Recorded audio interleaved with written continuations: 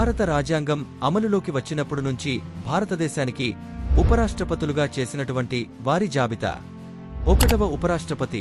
doctor Sarvepalli Radhakrishnan, 2వ ఉపరాష్ట్రపతి doctor Zakir Hussain, 3వ ఉపరాష్ట్రపతి వరాహగిరి వెంకటగిరి, 4వ ఉపరాష్ట్రపతి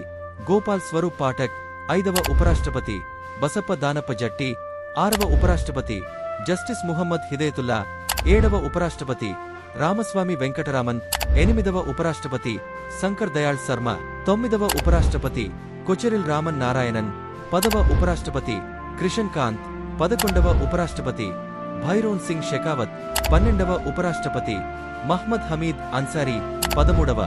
ఉపరాష్ట్రపతి ముప్పవరపు వెంకయ్య నాయుడు, 14వ ఉపరాష్ట్రపతి